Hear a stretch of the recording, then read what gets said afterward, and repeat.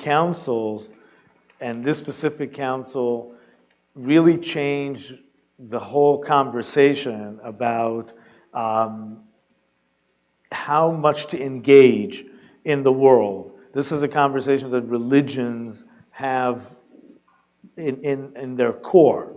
You know, how much to engage with the outside world and what pace and so forth. We all have to engage, but sometimes we take our time too much, and then we need to have like a full renovation.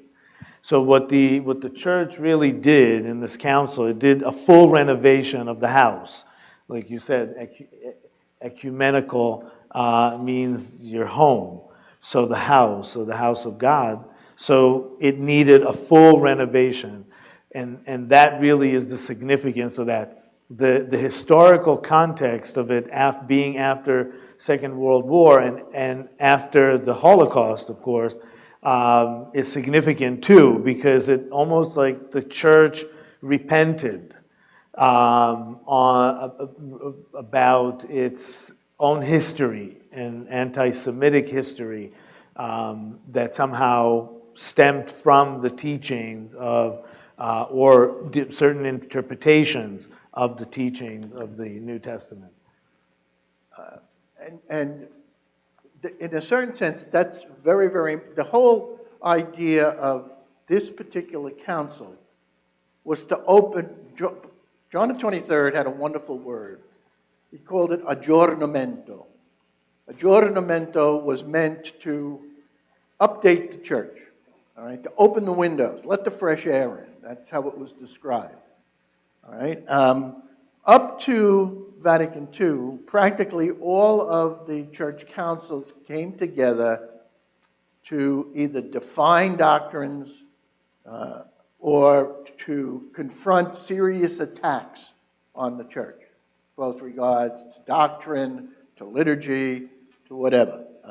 Yeah.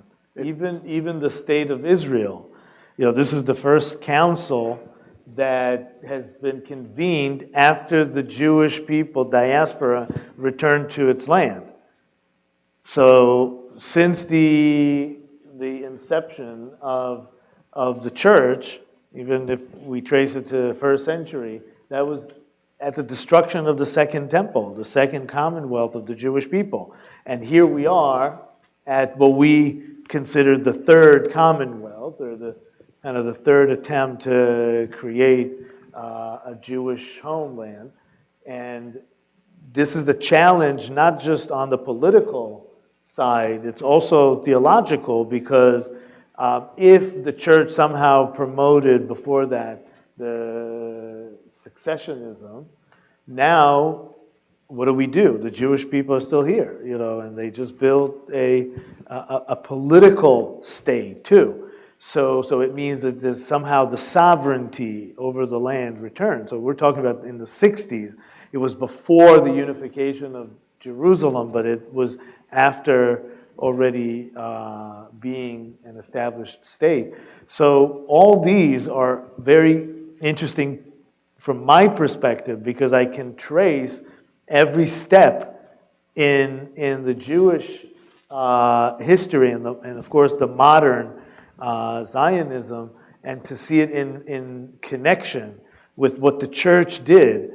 And you don't sometimes, when we're young, we don't realize that we live in a much bigger context that affected where we were born, where we went to school, all these components of our life that we had no control over, but other big somehow circles around us decided that for us.